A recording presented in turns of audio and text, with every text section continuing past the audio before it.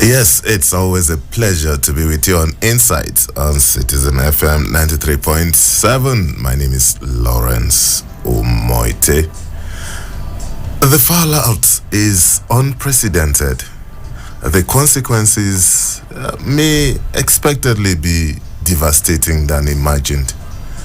The setting is River State, the actors, the political players. And what is at stake? The soul of River State, the vast resources, the political base. The list is endless. Political crises of this nature are not new in Nigeria or even River State. The power play, the behind-the-scene deals, political consideration, and the rest. I'm sure you know what I'm talking about. The emerging occurrence in River State from yesterday. And that's our focus on Insight today.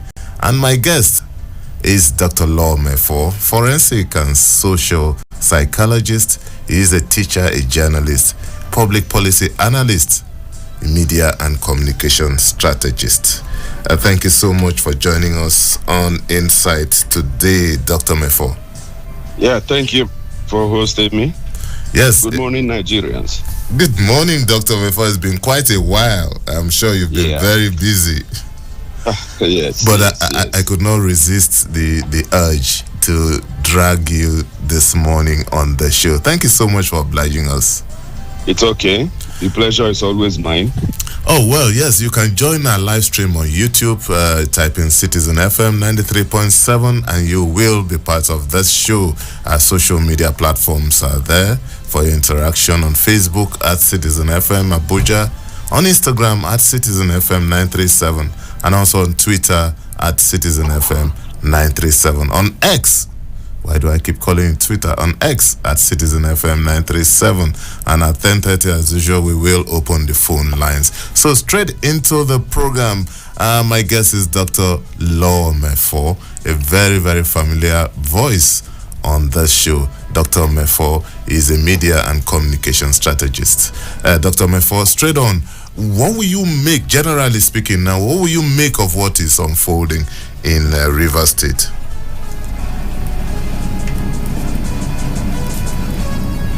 Dr. Umoette? Oh, I think. Yeah, did we... Dr. Umoette, can you hear me? Can Hello? you hear me? Yes, you can start again, Dr. Umoette. I said many of us didn't see what happened in Rivers yesterday coming. And it's very obvious that the relationship between the relationship of Wike, the immediate past governor, and his political son that succeeded him has gone awry. And it's a relationship that needed to have been better managed so that peace and development can be sustained in River State. Wike was a very performing governor. Even his enemies gave him that credit. And like most governors in Nigeria since 1999, he was active in bringing Sim Fubara to succeed him. And their relationship was cordial until he blew up in the open yesterday. And since that happened, many of us have been putting calls across, trying to reach out, trying to understand what the issues are and all that.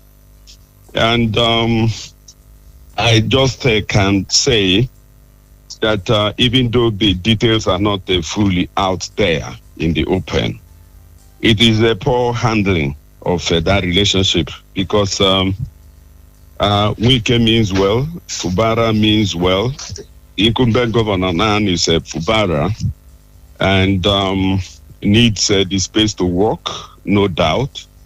And from all indications, there must have been some understanding, what you may call agreement between the two gentlemen And somehow those agreements that we are yet to really know what they are and confirm them, because so many pieces of information have been flying all around. You don't even know what to believe anymore. But there is no doubt that there must have been some understanding between the two. And the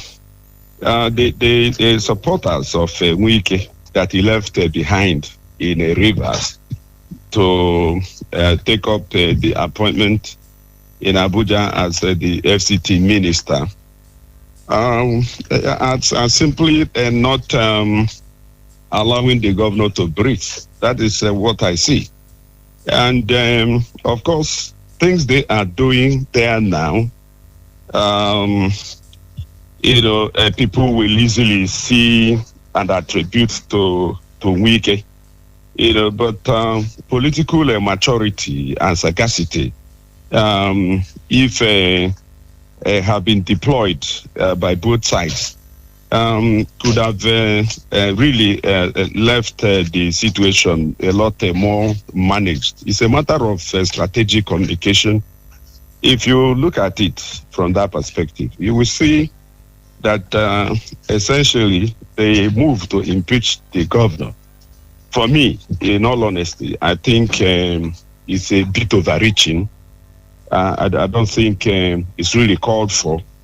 If it was meant to call the governor to order, assuming he is sidestepping the agreement he reached with his godfather, if that was their intention, well, I think it was taken too far, because you could see the resistance starting with this setting ablaze of Rivers House of Assembly, and all manner of things. And even the governor at a point had to lead the protest, and the police firing water cannons and tear gas, in his direction and position. Probably they never knew the governor was there. But again, you really wonder if the governor, has full control of the security in the state as the chief security officer. His chief security officer ought to have been on the ground coordinating with the police that were trying to keep the peace and all that. Because an accidental discharge could have hit the governor, and supposing he was killed, but God forbid, the kind of crisis that would have been unleashed. And these are some of the unforeseen or unintended consequences of certain rash actions that they could have been handled differently. But again, for me, I think the situation is not totally out of hand, and the only two persons that will restore the peace is the governor and his predecessor. They will have to call their supporters to order. All right, Dr. Mefo, everything we've said after the unfolding incident, right from yesterday to today, are majorly speculative.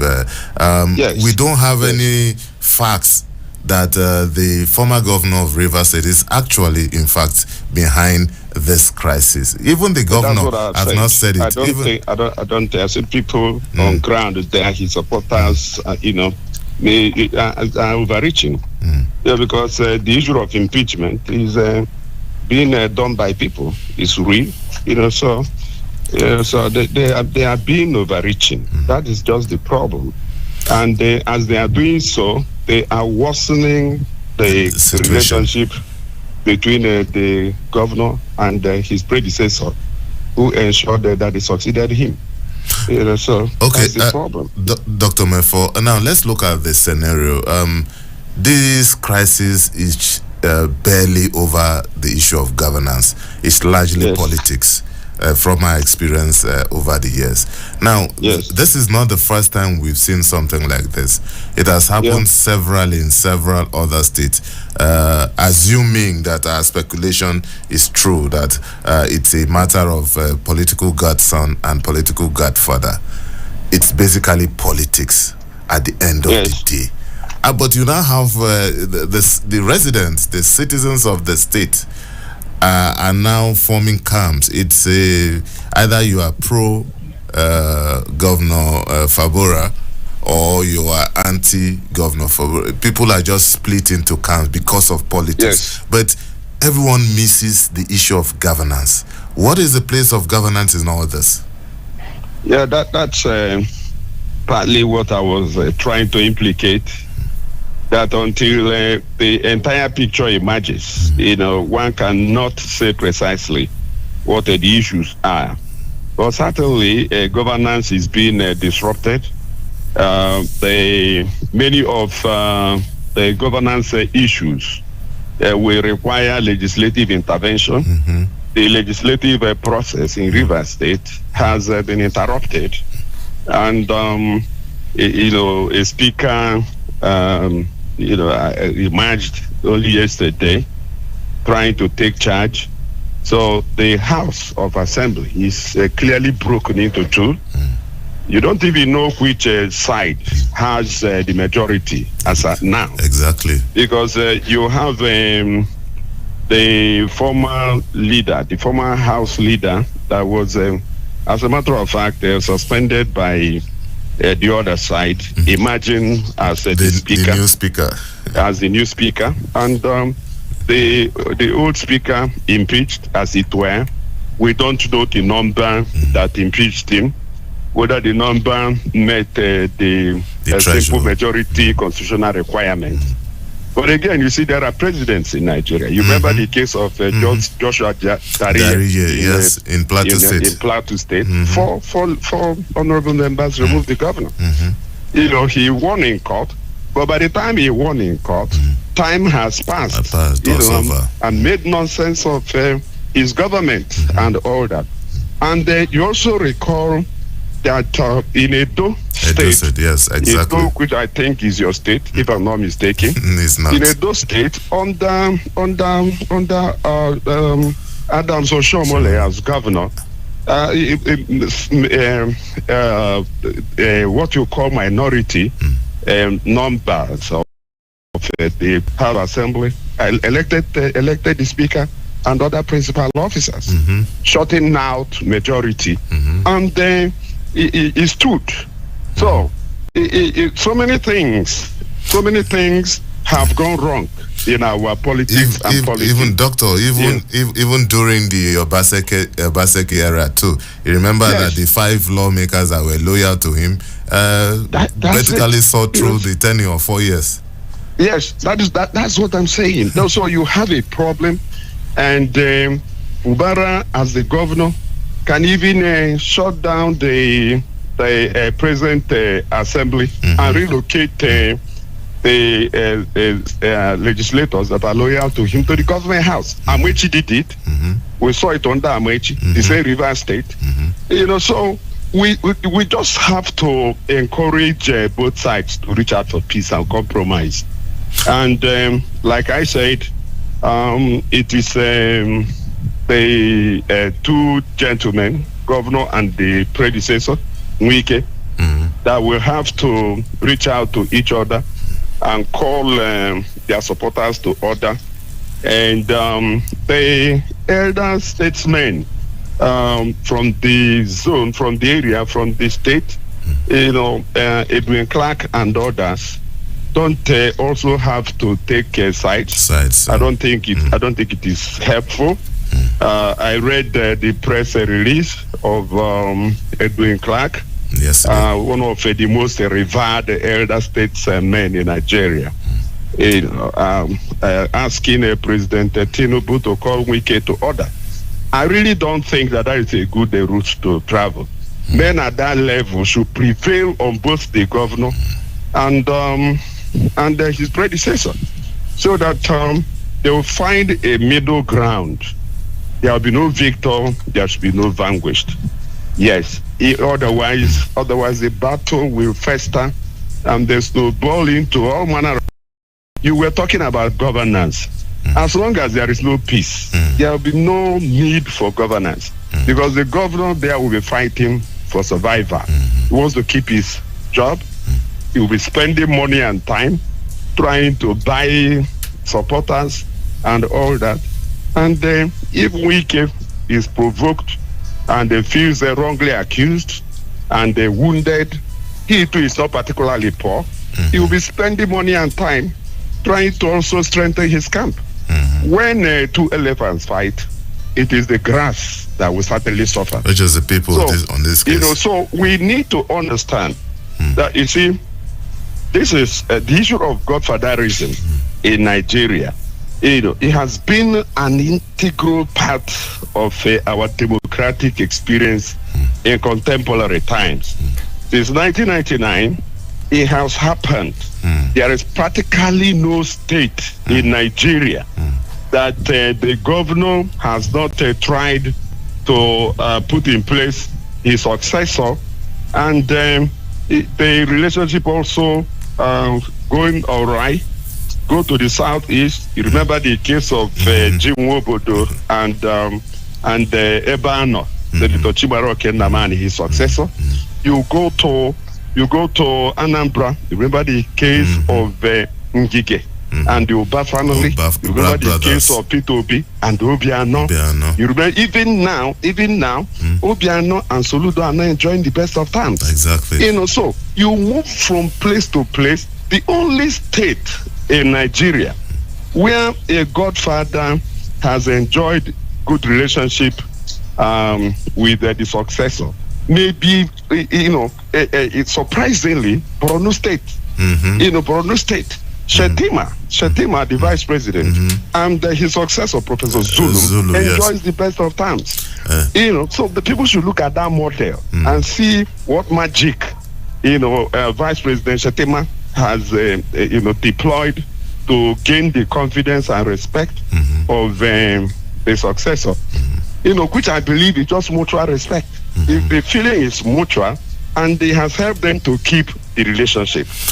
Now, if you look at, in fact, it's such that even no deputy has been able to succeed the principal since 1999, except Ganduje, who succeeded Kwankwaso in Kano, and the two of them are cat and dog now. They can't even say good morning as we speak.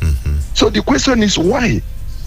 So I believe that the problem is coming from the way we recruit our leaders. People are not directly involved. If people are directly involved, governors, departing governors will not find it easy to handpick their successors. But this is what is going on. The governors pick their successors, and they believe, what we call in psychology, Piper syndrome, because they put you there or helped you to get there. They expect unalloyed loyalty. Once you look at it from that perspective, you see that that is not just a Rivers thing, because it's almost everywhere. Look at the case of President Tinubu and Ambode. We all saw it. Once Ambode attempted to do things differently, President Tinubu, even before he became president, was able to force him out of office. He ended up as a single-term governor of Lagos State. So it has been a recurring decimal. You discover that it is a fault, it's a fundamental fault in our leadership recruitment process, which does not allow in any way what you call internal party democracy. All right. Because, yes. Doctor, we will look at some of those issues in detail, but you brought up some past examples of fallout between governors and godfathers and their godson. You mentioned quite a few, but let me also add to the list. You remember the case of Obaseki versus Shiomole in Edo State. You remember the case of Dan Kwambo versus Goje Remember, even in Akwa Ibom State, Udomin Manuel versus Godswill Akpabio. And let's even go back. Remember the case of Baba Dedibu versus Ladoja. In those days, even Benga Daniel versus Martin Skuye. Is everywhere. You remember even the Sarakis, Governor Lawal versus the senior Saraki. That led to the emergence of Bukola Saraki as the governor subsequently after the fight. So history has been replete with a lot of all this, and as you said, I think it has to do with our political landscape, how we look at things. No matter, we've always seen it that no matter the deals, no matter the agreement between a godfather and a godson, give and take 1 year, 2 years, that agreement. The problem is that the agreement are often, overbearing, and because some of them want to get into power at all costs, they accept any condition. They are desperate. Yes, they are desperate to succeed the outgoing governor, and they accept any kind of conditions. So when they come in and begin this to see that there's no way they can keep those conditions without doing something for themselves as incumbents, then problems begin to emerge from everywhere. But even if you have a process that hands over party members, at least at primary levels, what you call direct primaries, if the governors will still have substantial influence, but it will not be a free route to picking your successor, single-handedly, without the people making any form of inputs. If we deal with that, then we begin to see the diminishing influence of what you call godfatherism in Nigerian politics. Otherwise, it will continue. It will certainly continue, even at the presidential level. There are certain things we expect President Tinubu to have done, which we believe he doesn't want to do because he doesn't want to offend his predecessor, who played the very fundamental role in bringing him to power. So it's everywhere. We need to allow the people to decide who should govern them, who should represent them. That is just what must be done. And then, like I said, what is playing out in Rivers, these two men must reach out to each other. They don't need anybody. If those the two of them, agree. If there are things that can't work, you renegotiate now for the sake of progress, development, and peace of Rivers people. Because the Wike I know, he would want his legacy of building a new Rivers state to continue under the man he wanted to succeed him. So. I think the goal is essentially the same. Betterment of the lives of the Rivers people. So the disagreements of this nature can only be disruptive and distracting from this ultimate goal, which I believe the two men have in mind. And if they are able to resolve it, then it becomes everybody. It becomes the better for it. And again, like I said, I repeat for emphasis, the elder statesmen and women of Rivers, and friends of Rivers State, Bayelsa, which is a sister state, should rise now. President Goodluck Jonathan, Peter Odili, all of them should rise now and prevail on the two men to come to the table. They shouldn't take sides. They shouldn't take sides. If they take sides, it will worsen the situation. They must reach out to the two, call them to order, say, look, this is not good for you, it's not good for the state, and that's it. Because if you are taking side, the other side will now perceive it that you are out to destroy the other side. And that can only exacerbate the conflict. And the exacerbation of the conflict is not what we want now. We want to de-escalate it. We want to ensure that peace quickly returns to Rivers State. Okay, that's it. That's what we need now. All right, Doctor, we need to take a short break, and when we return, we will look at some other bigger issues as a fallout of these issues in Rivers State. Please don't go away. Insight will return in a moment. Don't go away.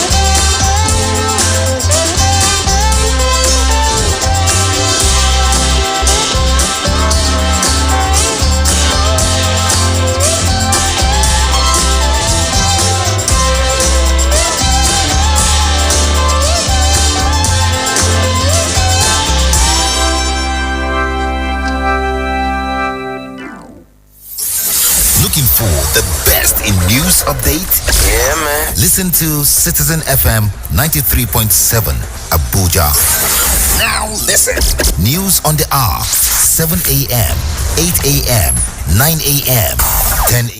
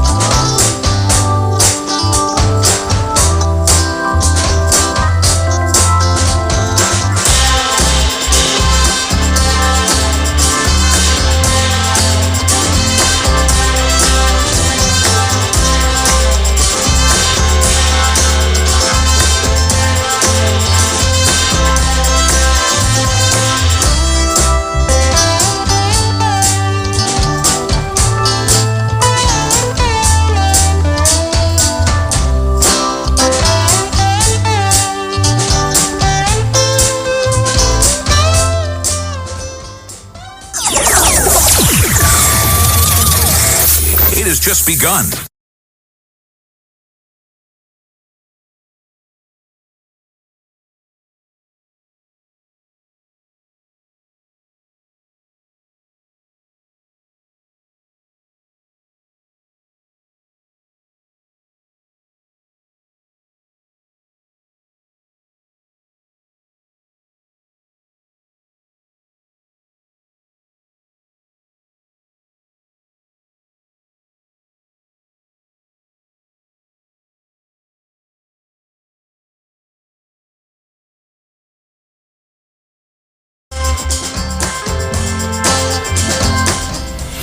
Thank you so much for staying tuned. It's still Insights on Citizen FM 93.7. My name is Lawrence Umoette. My guest is Dr. Umoette, a forensic and social psychologist, and Dr. Mefo is also a media and communication strategist. Dr. Mefo, thank you so much for standing by. Yes, I'm here. All right. Dr. Mefo, before we left off, we laid the background and the fundamentals of what exactly is happening in Rivers State and the fallout and everything. Before we leave that, there were some unconfirmed reports yesterday which I find unsettling. One of them was that the governor has ordered the sack of the LGA chairman and also the sack of the CJ, that's the chief judge of the state. This is this within the purview of the governor's powers? Well, there is something we all need to understand about presidentialism. Presidential system of government allows the governor to lead a sub-nationality, and states as federating units are sub-nationalities. Yes, if you look at the 1999 Constitution, there is virtually nothing the president of Nigeria cannot do, and it's even more so with state governors. Even I'm not too sure whether he can sack the CJ, Chief Justice of Rivers State. Chief Judge, yes, of Rivers State. But look at it. He didn't tell you he has sacked him. Mm. He said, I have suspended you. Are you seeing the problem here now? Mm-hmm. You know, it becomes a matter of semantics. Mm-hmm. Say you are suspended and not sacked. Mm-hmm. Meanwhile, somebody else is doing your job. Mm-hmm. You know, it's just like the Constitution would tell you that the president of Nigeria cannot sack the CBN governor. Mm-hmm. The president will tell you, okay, I can't sack you, but I have suspended you. We saw it with Emefiele. Even with Sanusi. We saw it with Sanusi. And both men never returned to that office after the suspension. That is why I said, when the elephants fight, it's the grass that will suffer. Supporters of both sides shouldn't take side. In politics, in leadership particularly, if you want to bring peace, don't ever take side. You don't take side. Those that were appointed by the governor on the recommendations of Wike, you know, whether or not it is a part of the deal they had, should realize that there is a new kid in the block. Mm-hmm. A new sheriff in town. You know, and the fact remains that whatever understanding Wike had or have with the Fubara is between the two of them. So don't make the governor feel, you know, insecure, feel that you are not his appointee and he's not your appointor, that your allegiance is not to him but to the former governor. That will not stand for long. Because the governor will feel so insecure to the point that, you know, he may even begin to push all these people out in order to have people he can trust. So the smart thing to do is to make peace between the two men. It's not to take sides. Because if you're taking sides, the governor will see you as part of his problem. That is what leadership is all about. You know, a wise person should bring peace between the two. And the people that he has sacked can still come back. It is not impossible. If the two men reach fresh understanding and their supporters also show cooperation and know that they have only one Rivers State to develop, and without peace, development of Rivers will remain elusive and all that. You know, Fubara needs a Wike needs a Fubara, because the two of them, if Wike really wants his legacies to be sustained, his unfinished projects to be completed, he has to get the support of the governor that he put in place. Let me give you an example. In my place, there's what we call masquerade court. You know, we will enter the coven and bring out a masquerade. the masquerade will bring out. The first people the masquerade will flog will be us that dressed it up. Can you imagine that? But that's the way it is. So when you bring out a governor like this, you need to also keep a safe distance. Do you understand that? Keep a safe distance and find ways of ensuring that it gives to your understanding. You understand that? Because mostly some of these agreements are not even written. You know, they are gentlemanly agreements. You need to give the governor the space to govern the state. You know, and you see, one way, as a student of power and leadership, and of politics also, one thing I have found out through research and practice is that the most important responsibility of any leader that will define his apogee, his greatness, is your capacity to produce successors, produce successors that will continue from where you stopped. This is the most important task of any leader. So if you are not able to produce successors that will do even better than yourself, and doing so happily and showing gratitude and doing it on your behalf, then you haven't quite laid a good foundation for succession. So these things are very, very important. You don't put people there and they end up as puppets, and your supporters who are in the new government, you know, don't even want the man to have a breathing space and all that. You know, there will always be a backlash. Okay, Doctor, you sound as if you believe that there is still room for peace, but some people believe the battle line has been drawn and that the line has been crossed, that it's either the governor survives or he perishes. I don't think that it is ever too late for peace between any warring factions.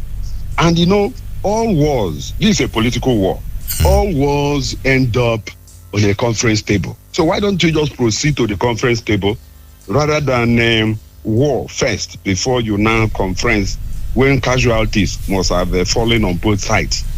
Look, Wike is not a small fry. Wike is a fighter, and it's not poor, and he's in government at the center. And he has built war chests, built the kind of structure you don't just mess with. So the governor doesn't have to fight or perish. No, I believe that if men at the level I have mentioned already, President Goodluck Jonathan, Chief Edwin Clark, Mrs. O'Daly, Peter O'Daly, if they rise now, I still believe that there is a chance of getting the two men to the table, and then they will call their supporters to order, and many of these people already sacked, they return. Not all, certainly all can return again, because it depends on the role each and every one of them has played already. If for example, you have insulted the incumbent governor, in a way as to please the former governor, if you don't return, you cause that for yourself. You don't take your zealotry to the point that the man doesn't have to trust you anymore. No, they should all know that they are working for the same state. All of them working for the same state, and that their two leaders, remain weak, and the successor, the incumbent governor, and the two of them need each other for the state to really thrive. This war cannot end anytime soon if they continue to establish a victor and a vanquished. It won't end anytime soon. All right. Because the state has so much resources, and Wike himself is not poor, like I have said. And don't push Wike to the point that they will even have to forget the management and governance of FCT and focus on Rivers State. So even by extension, those of us resident in Abuja may begin to even suffer it. So we don't need it. We need peace. Let us all prevail on the two to give peace a chance. All right. That is my ultimate recommendation. Well, thank you so much, Doctor, for your recommendation. As you said, this is a matter that will be on for a while, and I'm sure that we will have to reach out to you again when there are new development concerning the rivers. But Doctor, before I let you go, yesterday, as rivers was boiling, so to speak, we had this sad news of the demise of Professor Ben Nwabeze. As one of my mentors was said on TV this morning, Professor Ben Nwabeze had a huge brain, and his impact was far and wide. He was, in fact, the first teacher of law to be conferred with the senior advocate of Nigeria. How did you receive his, the news of his death? You know, men at the level of accomplishments, like Professor Ben Nwabeze, are rare. You know, and their rarity is what conferred the level of uniqueness. The man was a complete nationalist, yet an Igboist. You know, and that's my tribute to him. It's very difficult to be, to be there for your people and for the country at the same time. You know, he was at a point the National Secretary of Ohanese. Many don't know this. You know, and yet he was in the forefront of movements and agitations for reforms, better management of Nigeria, better Nigeria. He worked for it as a constitutional lawyer, a foremost one at that. Perhaps the best and the finest Nigeria has produced, and he was able to make his impact, he made his life sublime, and now departing, he has left very huge footprints on the sands of time. Very huge shoes that we don't even, if you look around the landscape now, you can see clear successors to men like this.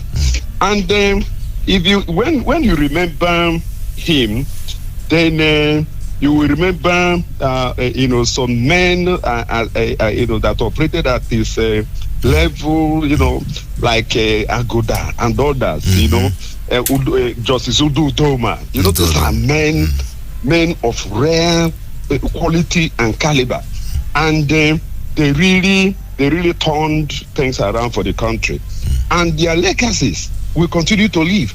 I believe that the best we can do to preserve those legacies is to implement some of the things they lived for.